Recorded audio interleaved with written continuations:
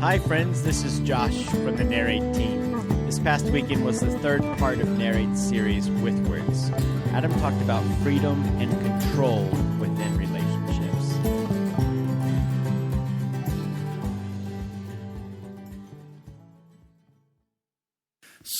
So we started this conversation 2 weeks ago called Withwards, and naturally it led us to jumping rope in a driveway and singing 80s songs.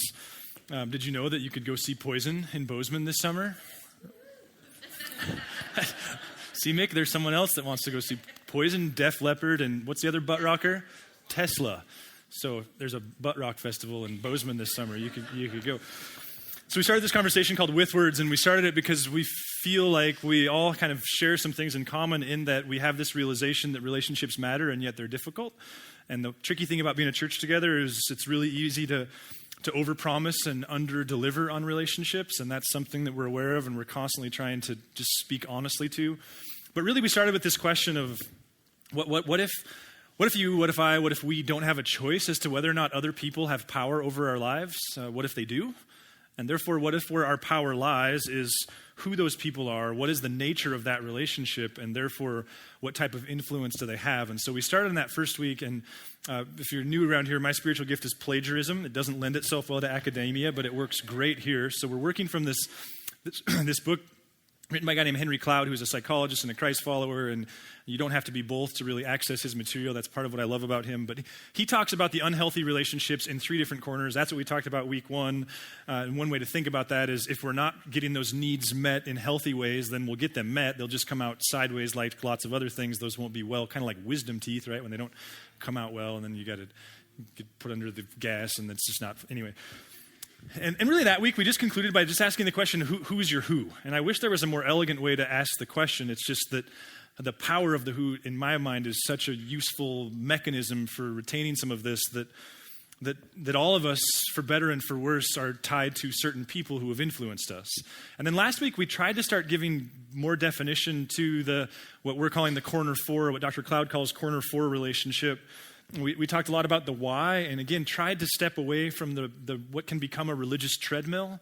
And I was just talking with a friend yesterday, and I said, sometimes I feel like Sundays at Narrate are for seeing people that you wish you got to spend more time with, but instead you just get to exchange superficial hellos, right? Because it's kind of the reality of life and jobs and kids and all of that is we're all so busy. And obviously we wouldn't trade it or else we would, but nonetheless, that's part of the dynamic. And so what we started to talk about last week was that part of the value and importance of this corner four reality is that it's one of the major mechanisms that God, through his Holy Spirit, can use to mirror back to us who we're becoming and whether or not we're headed in the direction that he would have us head.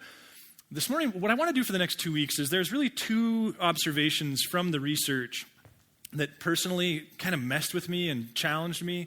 There's a whole bunch of additional material in there, and I would really recommend the book, whether you're a reader or not. But there's two more that I want to spend the next couple of weeks on. And this week, to be honest with you, it's been a while since I've struggled as much in my prep as I struggled this week.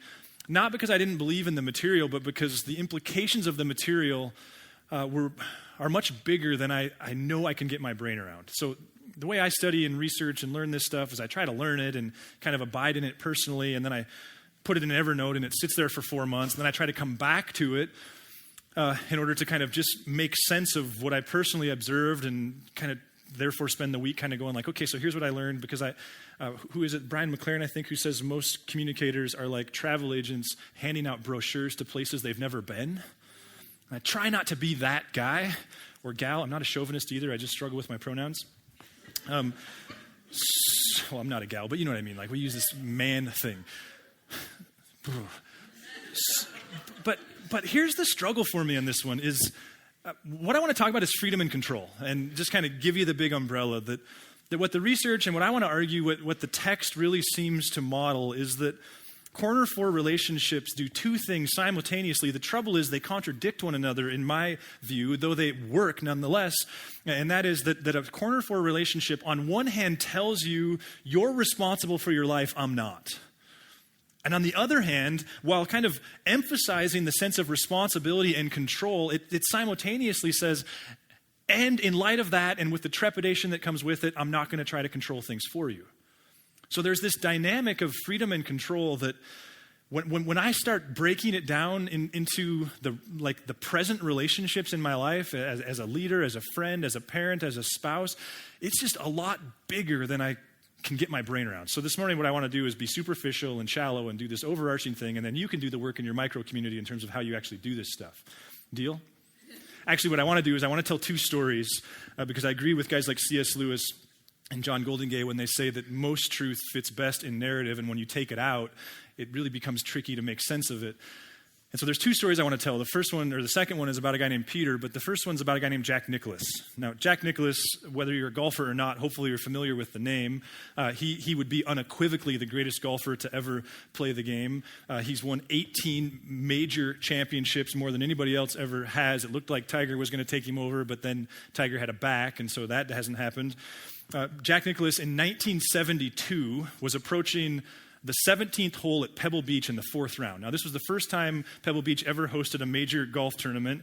The 17th hole is what I think you could call infamous for its difficulty.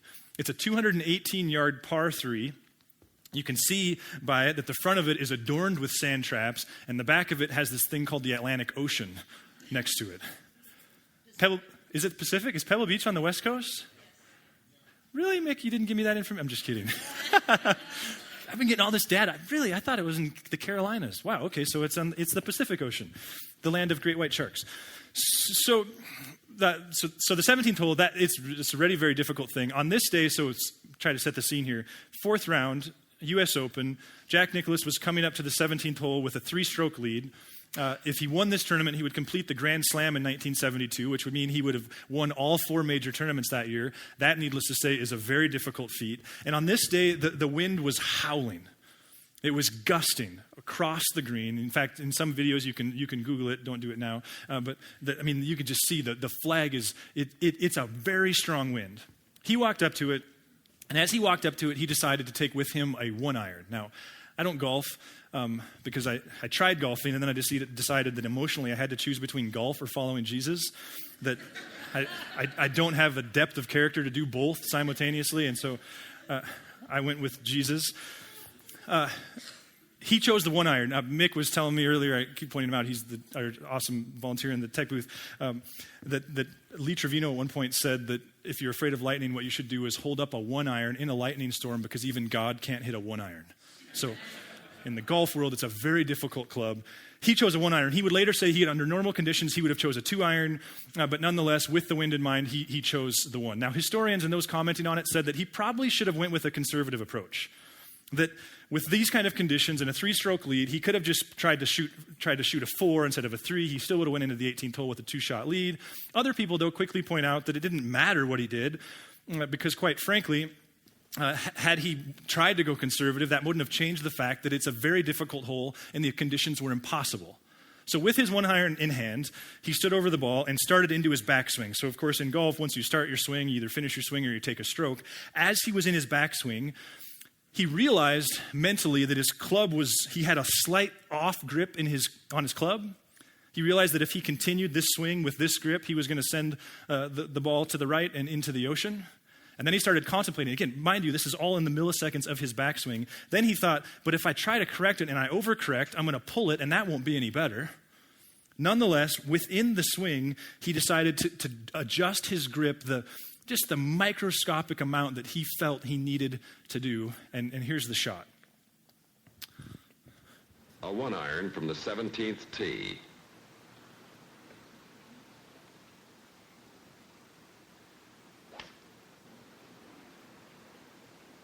It's coming right at the flagstick. What a shot. That was almost the 3rd hole in one of the Open. Jerry McGee and Bobby Mitchell made holes in one earlier. This gives Jack a 4-stroke lead with only the 18th to play. Using my mic, sorry. I'm told there's a plaque there to commemorate the awesomeness of the moment. Now, here's what I want to point out and start to draw out. I've picked professionals' brains on this. It's definitely in the reading and the research. But part of what you begin to understand, if you start asking the question, why are high achievers, people who are experiencing any kind of flourishing, thrivers, why do they thrive? One of the very first common denominators that comes to the surface is that thrivers and people who flourish They have this high sense of self-efficacy. Now, there's a whole conversation about how much is too much that we're not going to have this morning, but they have this overwhelming sense that they are not the victims of circumstance, but that they are in control of their future, and they make choices that determine that future. They have this sense of execution, and they would begin to point at guys like Jack Nicklaus and go, he's got it. In fact, in his biography, he was asked about the most important moment in his golf career. He actually talked nothing of the 1972 U.S. Open. Instead, he references the 1966 British Open. At the 1966 British Open, he was walking up to the 16th tee, and he said to himself, this is what he would later say, he said to himself, Jack, if you shoot a 3-4-4, you will win this tournament. Guess what he did? He shot a 3-4-4 and won the tournament, the British Open. A few years later, he said, exact same moment, different course, same tournament, walking up to the 16th tee, he said to himself, Jack, if you shoot a 3-4-4, you will win this tournament. Guess what he did? He shot a 4-5-4. And here's the kicker. Here's the way he responds to that. Go ahead, next slide. He said, I finished 4-5-4 and lost by a shot. I had my own destiny in my hands, and I just didn't do it. Notice what he doesn't say there. What he doesn't say is, I was in my backswing on the 17th hole, and some moron screamed my name, and it screwed up my shot. Notice he doesn't say the wind was terrible, and it came up at the last second. There's no the dog ate my homework here. There's no moaning, no crying. There's no kind of victimization here. He just completely, for better and for worse, owns his outcomes.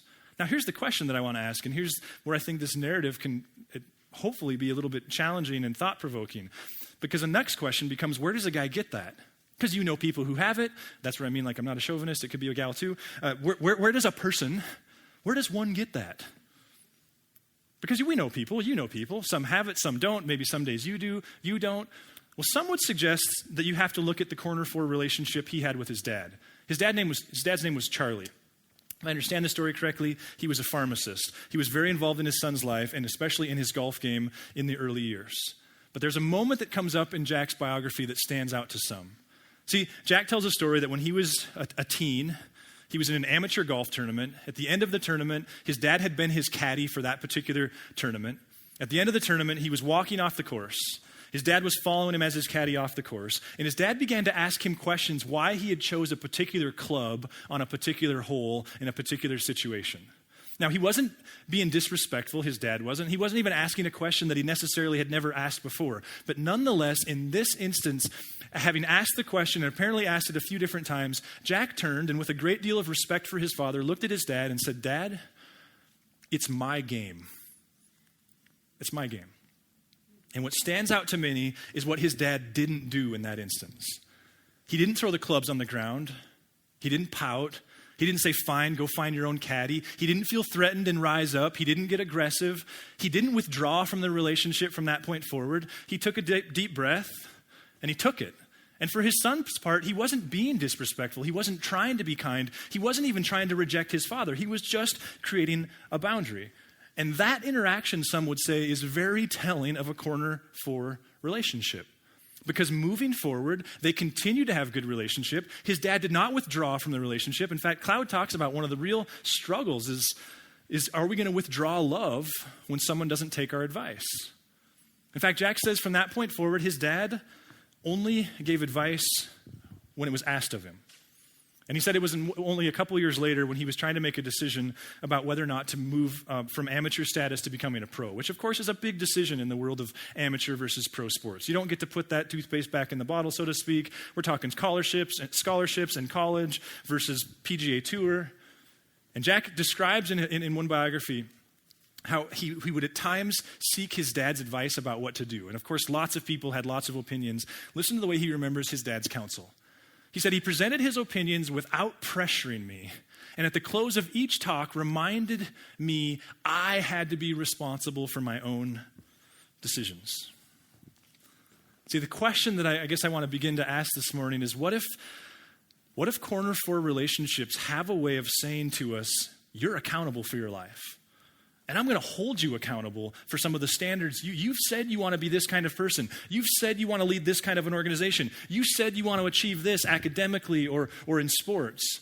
And so on the one hand, there is a high sense of accountability, but on the other, there's a refusal to try to control it. See, here to me is, in all of the study, what was unequivocally the most haunting piece, and it's this question. What if the real test of a corner 4 relationship is what happens when you choose a different path than they desire for you? Like, what if the real test of whether or not you're a corner 4 friend to that person is whether or not it's safe for them to not take your advice?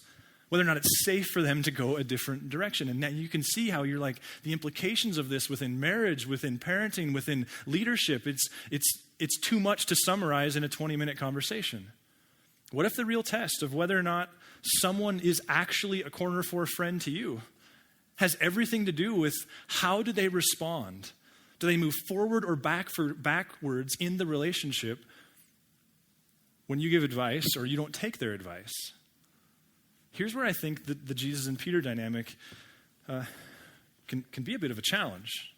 Now, Jesus, Peter, remember, I've been working on not saying remember in reference to the Bible because it's so patronizing, like assuming you're one of the people who read your Bible, and if you're not, shame on you. I don't mean it like that. Peter was picked off the beaches of a fishing lake. Remember that. Jesus was looking for people to follow him and carry what many of us believe was the most important message the world has ever known. And he didn't go to academia, which existed. He didn't go to Jerusalem. He didn't go to Athens. He didn't go to Rome. He didn't pluck out these super smart people.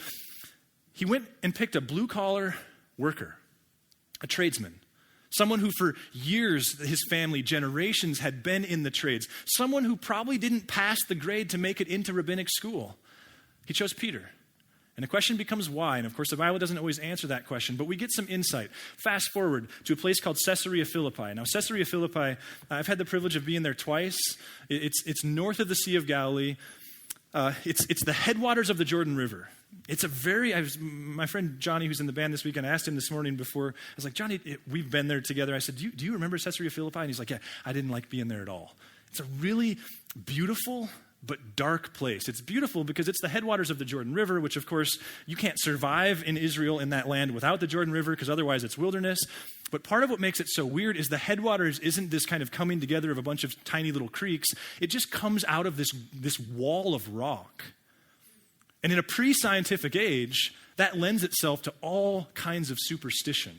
Life depended upon this river. And because of that, as you can see from the depictions, the place became a center of cult worship. Now remember that the Greco-Roman conception of God, or the gods, was that they created people. They created people so that the people would do their bidding. They created people because the gods were sick of working the land and doing the work. They created people with this agreement, like you keep it down, you do the work, offer us sacrifices, and we'll take care of you. Well, if your family was deeply dependent in August on a certain river running, there would be this anxiety that came with the realization that this little thing where this water comes from, if it just kind of stopped, you're toast. And so it became the center of this cult worship. If you ever get to go there, they will describe to you that bestiality would have been everyday, commonplace, normal. Men having sex with goats. Not even necessarily for the pleasure, but for the appeasement and superstitious appeasement of the gods. Children would have resided there for the sexual favors of adults to appease the gods. Women, temple prostitutes, would have been owned there. It's this very dark child sacrifice would have been very normal there. So Jesus takes his followers there, and as they're leaving, he says, so who do people say that I am? And I just pictured that it must have been dark and this sense of like, ugh. I mean, every time I've left there, it's paradoxical because it's beautiful. And yet you leave thinking, I need to shower with a wire brush because it's just, ugh. Jesus says, hey, so who do people say that I am? And they're like, some think you're Moses, some think you're Elijah. And he puts it on him. He says, so who do you say that I am? And for the very first time in the Gospels, they proclaim, we think you're the Messiah. Peter unequivocally, clearly says, I think you're the Messiah. And Jesus doesn't say, well, let's get to Jerusalem so I can sit on my fancy chair. Listen to what Jesus says. Matthew 16. From that time on, Jesus began to explain to his disciples that he must go to Jerusalem and suffer many things at the hands of the elders, the chief priests and the teachers of the law, and that he must be killed and on the third day raised to life. So is Jesus' messiahship supposed to be understood as something that would bring him privilege and power? See, he very clearly wants to go, listen, there's something you have in mind when you hear Messiah, and it involves a military and a temple and power and all kinds of luxury, and I couldn't be more different than that. Peter, he's not having it. This is the good and the bad of Peter. Peter pulls him aside. So Peter took him aside and began to rebuke him. Never, Lord, he said, this shall never happen to you. Like, who do you think you are? Well, Jesus. Who do you think you are? To which Jesus says, get behind me, Satan. So there's an exchange of ideas that don't necessarily line up with one another. You're a stumbling block to me. You do not have in mind the concerns of God, but merely human concerns. Now, here's the part that I think is interesting, because the Bible often doesn't care, and especially the Gospels, about chronology. They're not necessarily interested in telling you when things happened and in what order, but here they are. A few verses later in Matthew 17:1, the text says, after 6 days, Jesus took with him Peter, James, and John, the brother of James, and led them up a high mountain by themselves. Now, lest we be distracted, last week we talked about this transfiguration from Luke's perspective, and Luke says it was about 8 days. So we go, oh, the Bible's full of contradictions. Well, yes, it is, in the sense that many historians would say, and scholars would say, this actually validates the scriptures, because two people watching the same concert or the same sporting event or the same car wreck aren't going to have the same recorded details of it. Add to that the fact that Matthew's writing to Jewish people and Luke's writing to Greek people, and their calendars work differently, and we shouldn't get too caught up in the 6 versus 8 days thing. Here's what stands out to me. Jesus has this heated exchange with Peter. 6 days later, he's going to the top of this mountain for the transfiguration, this incredibly vulnerable, important point in his moment. We can put it this way. He's got 3 Super Bowl tickets 6 days after this exchange. And who does he invite? He invites Peter. They have this agree to disagree thing, this heated exchange. And 6 days later, Jesus is like, hey, Peter, I want you to come with me to this thing. Question, what did we just learn about the nature of Jesus and Peter's relationship? Is the whole thing predicated upon, if you disagree with me, you're out? Is the whole thing predicated on, if you ever misunderstand me, you're out? Is the whole thing predicated upon, if you ever don't follow my orders, you're out? Notice what the text doesn't say here. It doesn't say, and then we never heard from or spoke of Peter again, which would be what a lot of our narratives would sound like, isn't it? Question, is Jesus secure enough to have someone following him that doesn't see it the way he sees it? Is Jesus secure enough for someone to misunderstand him? What did we just learn about his relationship? Fast forward. Jesus is arrested. He goes through this phony trial. It's phony in the sense that the authorities don't really have any authority. That's why they do it at night. Peter, of course, when Jesus was arrested, escaped. They tried to arrest him too. He seems to run off semi-naked or something. He finds his Jedi shawl. He sneaks into the trial because he doesn't want anybody to know he's there, remember? And some ladies, some people are like, you're a Jedi. And he's like, I'm not a Jedi. What are you talking about? Even though I'm green and I have pointed ears, I'm not a Jedi. Like, no, you're a Jedi. After the second time, listen to the way Mark records this. Peter, having been, for a second time, having this been said, it says this, he began to call down curses, and he swore to them, I don't know this man you're talking about. Translation, God damn him, and me if I actually knew him. This is strong language. This isn't just this like, I don't know him, fingers crossed. This is like this intense, like screw him kind of language that Jesus is using here. In that moment, Luke tells us that Jesus, in the midst of this horrible trial, looks over, gets eye contact with Peter. In the text it says this, the Lord turned and looked straight at Peter. Then Peter remembered the word the Lord had spoken to him. Before the rooster crows today, you will disown me 3 times. And he went outside and he wept bitterly. Question, what did we just learn about the nature of their relationship? Well, we get a hint. Because what happens next, of course, is Jesus goes through the worst. He's crucified. He's buried. He resurrects. Peter's, what's he going to do? What's a boy to do? So he goes back to work. He's standing on the beach. And really the next in-depth interaction we see between Peter and Jesus, here we are in John 21. Early in the morning, Jesus stood on the shore, but the disciples did not realize it was Jesus. He called out to them, friends, haven't you any fish? No, they answered. He said, throw your net on the other side of the boat and you'll find some. To which you're going, he should have known from Sunday school that if anyone tells you throw your nets over on the other side, it's Jesus, but he hadn't been there. When they did, They were unable to haul the net in because of the large number of fish. Then the disciple whom Jesus loved said to Peter, "It is the Lord." As soon as Peter heard him say, "It is the Lord," he wrapped his outer garment around him and jumped into the water and swam to the next county. Again, notice what Peter doesn't do. There's not this like, "Oh, geez, that's Jesus. He's going to smite me." His first emotional response at the sight of Jesus, having just done the worst and called all kinds of horrible things in his name at the interaction of the trial, he jumps into the water and swims toward him. Question: what did we just learn about the relationship that Jesus had with Peter? Is it the type of relationship where agreement is mandatory? Is it the type of relationship that insists upon perfect alignment? Is there permission to be his and yet not get him perfectly? I was in a meeting this week, and this woman on a few different instances referenced that she was Catholic, which I'm like, great, I was raised Catholic. I know lots of Catholics. Some of you are Catholics. I was telling her, there's people who go to the cathedral at 7:30 and come at 8:30. Like, I have nothing but high regard for Catholics and Catholicism. And at the end of the meeting, she said, "Adam, you need to understand, I'm the type of Catholic that would," see if I can get this right, "would feel guilty if I went to another church, but feels too guilty to go to my own." And there's this, not from this judgmental place, and this isn't, and I don't think that's even necessarily a reflection of Catholicism, but there's a sense of like, oh, I wish you knew the Jesus that Peter knew. Because those are two completely different constructs. Maybe the question I'm trying to ask this morning is, does your construct look anything like Peter's? Your understanding, your relating to God, is it all about get the details right or else you're out?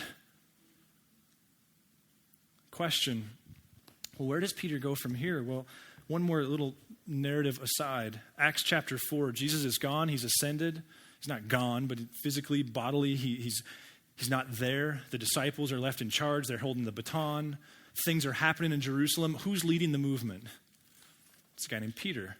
All of a sudden, these Jewish people are understanding that the Messiah idea that Jesus had and fulfilled was completely different than what they had in mind. They start recognizing, and this we're going to talk about on Easter, that the vexing problems of human brokenness and death were dealt with in Jesus. That's what he came to deal with, not government and religion.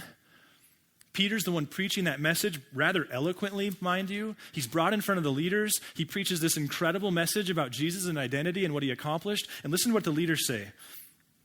When they saw the courage of Peter and John and realized that they were unschooled, ordinary men, they were astonished. And they took note that these men had been with Jesus. Question: can you have a Peter who stands up to the authorities, the most powerful people in his world, the way he does, and also have one who doesn't get Jesus wrong on occasion? Can you have a Peter who's willing to look at the most powerful, scary people in his world and go, no, you're wrong about life and Jesus and God and his character? And at the same time, not have a Peter who looks at Jesus and says like, you're a moron, you can't die. Or do we have to have the two? Do you see where this goes? There's this freedom and responsibility thing. Can you have a Jack Nicklaus who changes his grip mid-swing without having a Jack Nicklaus who has the courage and audacity and permission to look at his father and say, it's my game. It's my game. Can you have a Jack Nicklaus who goes on to become the most successful golfer in the history of golf and not have one who looks at his dad and says, I may or may not want your advice on whether or not to go pro? Do you see the tension here? This is why I'm like, I don't know how you apply this to relationship. I don't know how you apply this to parents. This, in the words of my friend Greg, we're not just playing Barbies anymore. Like, this is intense, real stuff. One more little verse. Eventually, the authorities let Peter go. Peter keeps doing his thing. They bring him back. And listen to what he says. Then they called him in again and commanded them not to speak or teach at all in the name of Jesus. But Peter and John replied, which is right in God's eyes, to listen to you or to him? You be the judges. As for us, we cannot help speaking about what we have seen and heard. How do you get a Peter who is so passionate and so convicted and eventually would die for his conviction? Well, could it be that it's a corner 4 relationship with a guy named Jesus who is secure enough to be disagreed with? Wise enough to go, you know what? Jesus doesn't even think he knows what's right. He knows what's right, and yet nonetheless is able to go, listen. You make this decision. You're responsible. You make this decision. You know, this morning we're going to wrap up with communion in just a minute, and to me, so appropriately so. Because this is communion, isn't it? Communion is Jesus' body broken, his blood poured out. It's this vivid reminder that this God, that you're accountable to him. That it's not, that it does matter, that your choices do matter, that they do impact your future and lots of other people's. It's this message of a God who says it's not just your life, it's my life. And yet simultaneously, communion says, but this God's not going to control you. It's going to give you permission to screw up. This God pre-plans for the gaps you're going to create through his grace. One guy I heard recently said, it's the relentless, uncontrolling love of God. Communion, isn't it? A God who says, paradoxically, simultaneously, recklessly, it would seem at times, you're accountable for your life, and yet I'm not going to control the decisions you make with it. But I've pre-planned. And what if we were to agree on this? It's as though he's saying that while you don't have to get me right, you better get this one right. And that is that you don't earn my love, that it's grace. That you don't get it because you've passed the test or you got a C on your theology work. You get it so long as you understand that it's a grace thing. It's about his character, not yours. Listen, I understand for some of you this might be rather academic, and for others of you, you're in the throes of a relationship or a decision that it's anything but academic. And so I'd like to pray for you, and you can use that time of communion. We dip, reminder, don't sip, just because we all have this cold that won't go away. Let me pray. Lord, thanks, God, for, I realize that we're just kind of circling the same conversation of grace and truth, and yet as we think about corner 4 friends and whether or not we are one and whether or not they are one, would you give us wisdom in the reality of control and accountability, freedom and accountability? We love you, Jesus. Amen.